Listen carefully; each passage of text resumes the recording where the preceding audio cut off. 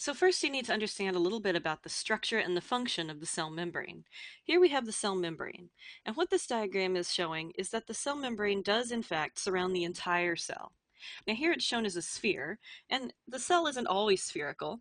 Because this membrane is in fact a liquid, it can take on different shapes depending on the cytoskeleton that's inside the cell or a cell wall on the outside. So cells can have different shapes. They can be rectangular. Some of them, like nerve cells, can even be kind of star-shaped, which is kind of fun and weird. Or they can be round like the sky. The cell membrane is made of phospholipids and other components that we'll get into, but it does separate the external environment from the internal environment.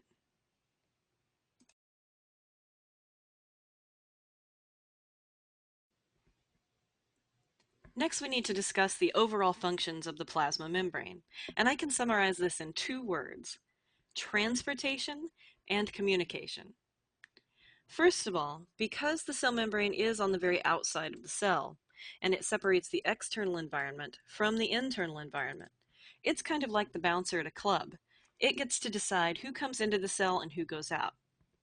This is really important because it's the plasma membrane that decides which waste particles need to leave the cell to keep it healthy, and how much oxygen needs to come in, how many nutrients need to come into the cell. Second, the cell membrane is important for communication. Cells communicate with one another by releasing chemicals called signaling molecules, and these chemicals bond with proteins on the cell membranes, and it sends different messages between the cells. Some cells also generate electrical signals, like nerve cells and muscle cells, and those electrical signals are generated across cell membranes or along cell membranes. So the cell membrane is important for the transportation of molecules in and out, and also communication between cells.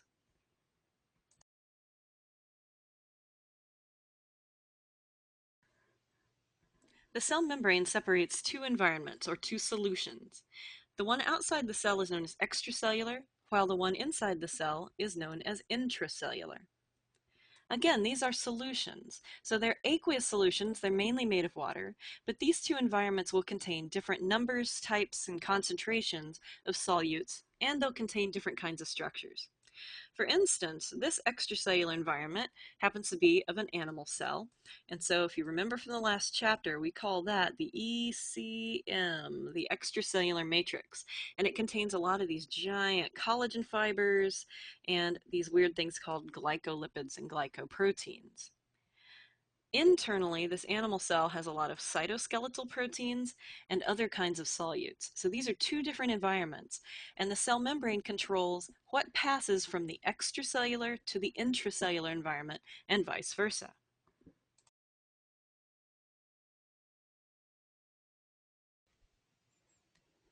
The plasma membrane is primarily made of phospholipids. Now you should remember phospholipids from chapter 5. Remember that a phospholipid has a glycerol head that contains a phosphate group, and it has two fatty acid tails that contain methyl groups. So that means that the head is very polar and the tails are very nonpolar. If you put enough of these phospholipids together, they will make a double membrane like this, with the heads pointing out and the tails pointing in towards the center.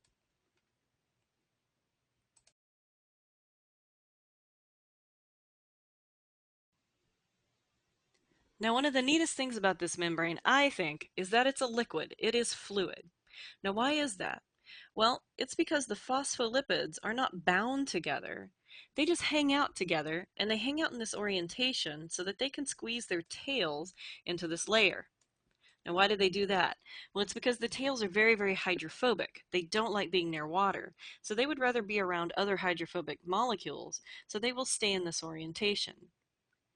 Now, because the phospholipid molecules are not bound together, it means they can move around. They can have some lateral movement within this membrane, so they can move back and forth and float past one another. And every once in a while, they can flip and change sides. Now, this doesn't happen very often, but it can happen. So this phospholipid bilayer is in fact a liquid, and it can move around.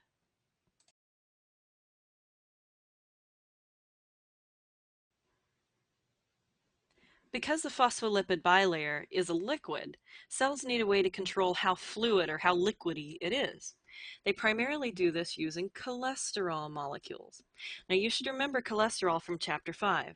It's classified as a steroid lipid. Here it is on this diagram down here. And if you look really closely at one of these yellow molecules, you'll notice that 1, 2, 3, it's got 4 little rings and a long tail attached. That's the kind of classic shape for a steroid lipid. Cholesterol is manufactured by your liver for two reasons. One is to help stabilize this membrane, which I'll discuss in a moment. And two, cholesterol can be used to make other important molecules such as testosterone, estrogen, and other related hormones. Now, why in the world would we want cholesterol built into our cell membranes? Well, because the phospholipid bilayer is a liquid, I want you to think of it as being like a container of liquid, like a cup or a glass or maybe a big bowl of liquid. If you've ever tried to carry a big bowl of liquid, you know that it can be kind of sloshy. Sometimes that liquid gets together and forms waves and can slosh out of the bowl. In the same way, the liquid around a cell can get kind of sloshy. It can make these waves, and it doesn't function very well if it's too liquidy. So the cholesterol acts kind of like ice in a glass. If you're trying to carry a glass of liquid and it has ice cubes in it, the presence of those ice cubes kind of stabilizes the liquid. It breaks up those waves a little bit, so it's much less likely to slosh. So in the same way, having these cholesterol molecules embedded in amongst the phospholipids gives the phospholipids something to bounce against. So it kind of breaks up the fluidity of this thing and helps stabilizes it. It makes it a little bit stiffer.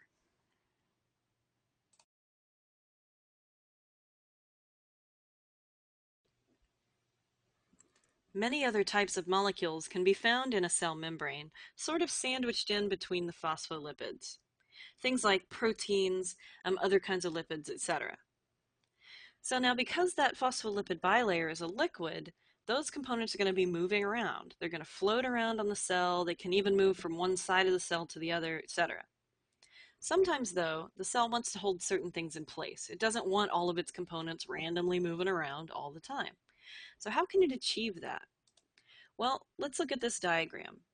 This pinkish thing here is the cell membrane. That's the phospholipid bilayer. And you can see that there are several little proteins here. And they are anchored in place by this structure. This should look kind of familiar to you. This is actin. Actin is a part of the cytoskeleton, my favorite organelle, remember? And what these little actin ropes do is they line the inside of this membrane. They make a kind of scaffolding inside. And then these proteins can be anchored to that scaffolding by other little molecular components. So this helps give that cell membrane some structure. It also gives it a place to anchor things and hold them in place.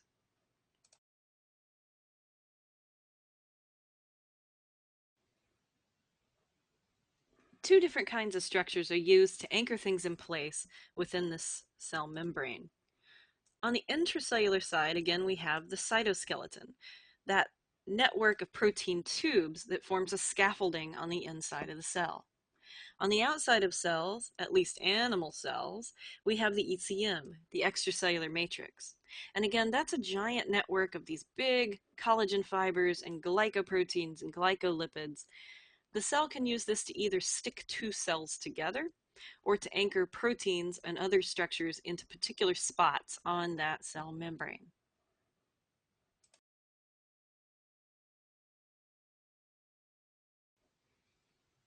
Cell membranes are known as semipermeable, and that means that they get to decide which molecules can come into the cell and which molecules can leave the cell. If something is permeable, it means it will let something through. So for instance, a paper towel is very permeable to water. It lets water soak into it. A cell membrane is semi-permeable because it only lets certain stuff through at certain times.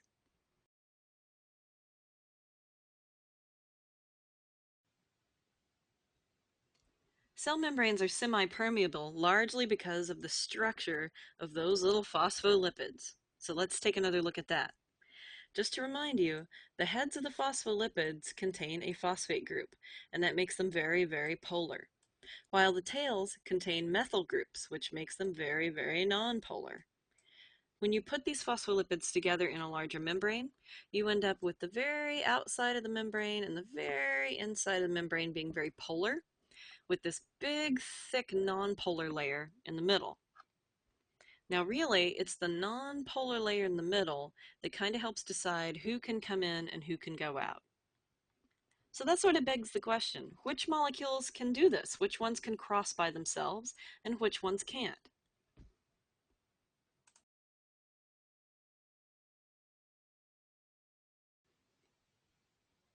In general, small molecules and molecules that do not have charges can pass through the membrane by themselves. Here, for instance, we have a little nonpolar molecule. Because the center of this membrane with all those tails is nonpolar, and nonpolars like to mix, this little molecule should be able to cross that membrane by itself. It's also pretty small, so that helps it squeeze between the phospholipids and get across that membrane.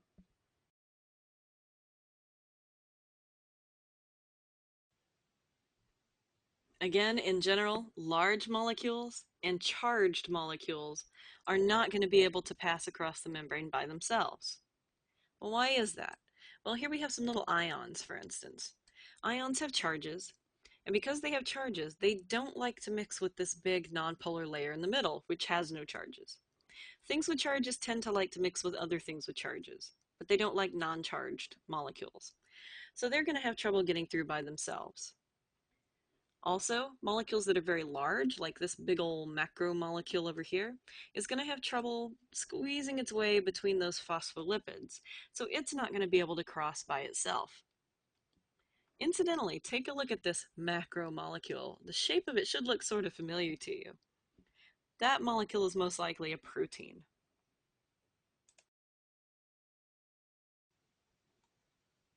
There are exceptions to these rules, and water is a great one. Remember that water is that small, sort of rebellious little molecule that just kind of does what it feels like. Even though water is very polar and has partial charges around it, it's also pretty small. So water is one of those tricky molecules that can usually pass through a membrane by itself. It's able to sneak through that phospholipid bilayer by itself and go either direction, into or out of a cell. That makes it a little bit trickier for cells to control, but it has some methods for that.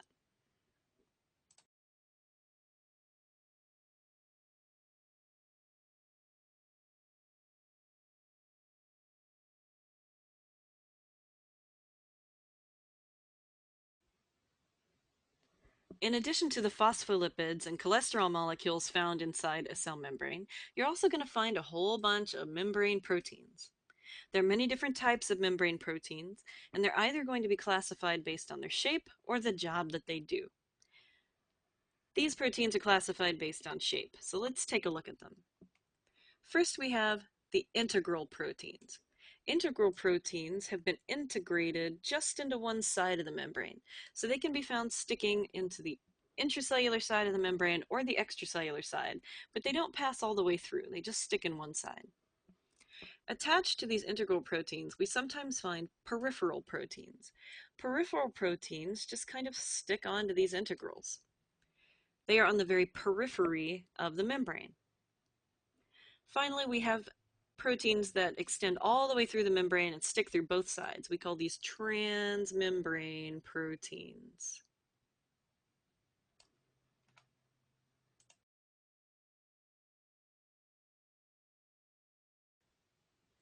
Next, let's discuss some of the jobs that these membrane proteins perform for the cell. And oftentimes the names of these groups kind of tell you what the protein does. First, we have transport proteins. You can guess that they are probably involved in transporting things. Here, for instance, we have this purpley looking protein. This is called a channel. And this protein is responsible for transporting this little molecule across the membrane. Now, this little molecule will probably either be polar or have some kind of a charge, or it might be a little too large to go through the membrane by itself. So this transport protein is there to help it get through at the right time. Next, we have adhesion proteins. Something that's adhesive is sticky. So adhesion proteins help stick things in place. Here, for instance, we have a little adhesion protein that is helping to stick this protein into this particular position by gluing it to the cytoskeleton. Here we have adhesion proteins that are being used to connect two cells to each other, so they kind of hold cells together within a tissue, for instance.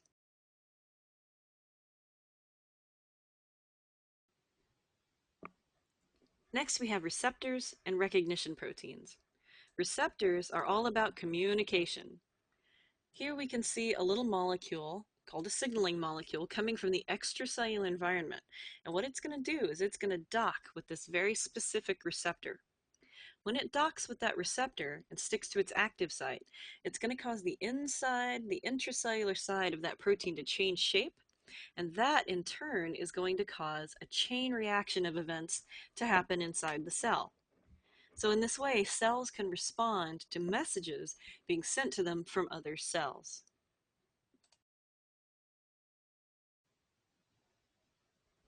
Now, recognition proteins act as name tags for specific kinds of cells. Here you can see that it does consist of a protein. Sometimes it also has other little molecules attached to it, and we'll talk about that. But again, this serves as a name tag or identification for this particular cell. Oftentimes, immune cells, such as white blood cells, patrol your body, and they're constantly looking for invaders. So they will come up to a cell and they will look at the proteins on the membrane. And if the recognition proteins are not the ones they recognize, in other words, if that cell doesn't have the right ID, that immune cell might try to kill it because it thinks it's not supposed to be there. So recognition proteins are very important for recognizing self from non-self, from things that are supposed to be in an organism, from things that are not supposed to be there.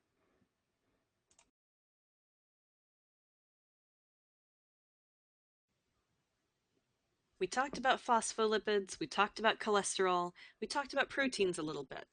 But there are also some really important carbohydrates that play a role in the cell membrane. So let's talk about those briefly. First, we have glycoproteins. Glyco means carb and protein means proteins. So this is a carbohydrate chain attached to a protein. We have one on the diagram right here. You can see the carbohydrate chain. Again, carbs often look like little hexagons or pentagons. So here we have a chain of those attached to this membrane protein. Glycoproteins have a number of different functions inside cells, ranging from adhesion to acting as name tags, acting as identification. Next to that, we have a glycolipid. Glyco is carb and lipid is lipid. So here we have a chain of carbohydrates attached to a phospholipid, and that's embedded in the membrane. These, again, can act as another form of identification and help cells recognize one another.